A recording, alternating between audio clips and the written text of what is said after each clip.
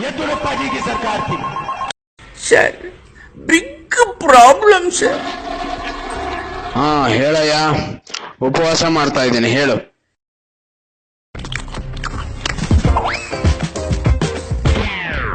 Sir ನಮಸ್ಕಾರ sir. ಏನ್ ಮಾಡ್ತಾ ಇದ್ದೀರಾ ಸರ್? ಏನಾಯ್ತಯ್ಯ, ಮತ್ತೇನಾಯ್ತು? ಸ್ವಲ್ಪ ನಿಮ್ ಜೊತೆ ಮಾತಾಡ್ಬೋದಾ ಸರ್? ಸರ್ ನಾವು ಈ ಚುನಾವಣೆನೂ ಇಕ್ಕಿಸ್ಕೊಂಡ್ಬಿಡ್ತೀವಿ ಸರ್. ನಮ್ಮನ್ನ ದೋಖಗಳು ಅಂತ ಕರೀತಾ ಇದ್ದಾರೆ ಸರ್. ಮತ್ತೆ ಸಮಸ್ಯೆ ಆಗ್ಬಿಡ್ತೇನಯ್ಯ. ಹೌದು ಸರ್, ಈ ಬಾರಿ ನಮ್ಮ ಮೇಲೆ ಕೋಪ ಮಾಡ್ಕೊಂಡವ್ರೆ ಸರ್ ಜನ. ನಮ್ ಲಿಂಗಾಯತರೆ ನನ್ನ ಜೈಲೂರಪ್ಪ ಅಂತ ಕರೀತಾರೆ ಸರ್. ಈ ಸತ್ಯ ಸಂಗತಿ ಹೇಗ್ ಒಪ್ಕೊಳ್ಳೋದು ಸರ್? ನಿನ್ ದಡ್ಡ ಇದೆ ಕಣಯ್ಯ. ಸುಮ್ನೆ ಕೈ ಬೀಸ್ಬೇಕಣಯ್ಯ ಹಿಂಗೆ ಜನಕ್ಕೆ. ನನ್ ನೋಡ್ ಕಲ್ತ್ಕೊಳಯ್ಯ. ನೀನ್ ಅವ್ರ ಬಗ್ಗೆ ಬಹಳ ಕೇರ್ ತಗೋತೀಯ ಅಂತ ಇರ್ಬೇಕು. ಸುಮ್ನೆ ಬೀಸು ಕೈ, ಸ್ಮೈಲ್ ಮಾಡು, ಯಾಮಾರ್ಸು.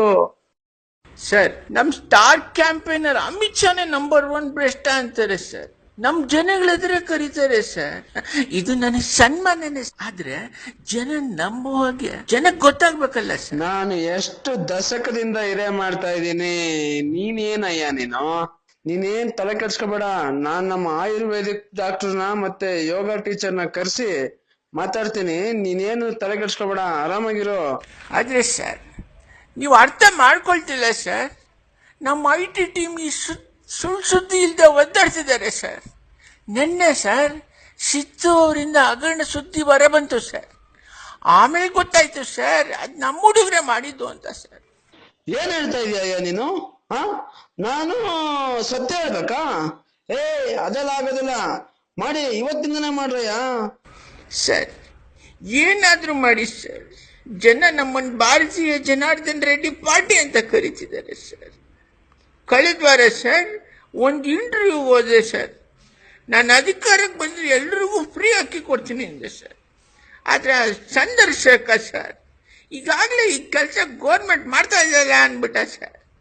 ನಾವು ಸತ್ಯಾಂಶದೊಂದಿಗೆ TV ಇಂಟರ್ವ್ಯೂ ಹೋಗೋ ಪರಿಸ್ಥಿತಿ ಬಂದಿದೆ ಸರ್. ಇದು ಅನ್ಯಾಯ ಅಲ್ವಾ ಸರ್? ಅನ್ಯಾಯ ಅಲ್ವಾ? ಬಾಯಿ ಮುಚ್ಚಾಯ, ಮಾತಿಗೆ ಹೊರತೀಯಲ್ಲಯ್ಯ. ಇಷ್ಟೇ ಕಣಯ್ಯ ಟ್ರಿಕ್ಸ್. ತುಂಬಾ ಸಿಂಪಲ್. ಇಂಟರ್ವ್ಯೂಗ್ ಹೋಗು, ರ್ಯಾಲಿಗ್ ಹೋಗು, ಎಲ್ಲಾದ್ರೂ ಹೋಗು. ಹೋದಲ್ಲೆಲ್ಲ ಕಾಂಗ್ರೆಸ್ನವರು ಕೋಮುವಾದಿಗಳು, ಕಾಂಗ್ರೆಸ್ನವರು ಹೊಡೆದಾಡ್ತಾರೆ, ಕಾಂಗ್ರೆಸ್ನವರು ಭ್ರಷ್ಟಾಚಾರಿಗಳಂತ ಹೇಳು. ನನಗ್ ಗೊತ್ತು ಕಣಯ್ಯ, ನೀನ್ ಜೈಲಿಗೆ ಹೋಗಿದ್ಯಾ, ನೀನೇ ಭ್ರಷ್ಟ ಅಂತ. ಆದ್ರೆ ಏನ್ ಮಾಡೋದು? ಎಲೆಕ್ಷನ್ ಮುಗಿಯೋ ತನಕ ಏನಾದ್ರೂ ಒಂದು ಕಿರ್ಚ್ಕೊತಾ ಇರೋ. ಆಮೇಲೆ ಇದ್ದಿದ್ದೆ ಅಲ್ಲ, ಎಲ್ಲಾ ಕಡೆ ಲೂಟಿ ಹೊಡೆಯೋದು. ಸರ್ ಇಲ್ಲಿ ಸುಮ್ನೆ ಯಾಕಯ್ಯ ನನ್ ಟೈಮ್ ವೇಸ್ಟ್ ಮಾಡ್ತೀಯಾ? ನಾನ್ ಎಲ್ಲೋ ಫ್ಲೈಟ್ ಕ್ಯಾಚ್ ಮಾಡಕ್ ಹೋಗ್ಬೇಕು. ತುಂಬಾ ಸಮಸ್ಯೆ ಆಗೋಗಿದೆ. ಏನೋ ಕಣಯ್ಯ ಗೊತ್ತಿಲ್ಲ. ಎಲ್ಲಿ ಚೆನ್ನಾಗಿರಲ್ವ ಆಡಳಿತ ಅಲ್ಲಿಗೆ ಹೋಗ್ತೀನಿ. ಆದ್ರೆ ನೀನೇನು ತಲೆ ಕೆಡ್ಸ್ಕೊಬೇಡ. ಏನಾದ್ರೂ ಸುಳ್ಳು ಖಾಲಿ ಆಯ್ತು ಅಂದ್ರೆ ನನ್ ಬರೋ ತನಕ ಹೆಂಗಾದ್ರೂ ಮ್ಯಾನೇಜ್ ಮಾಡು.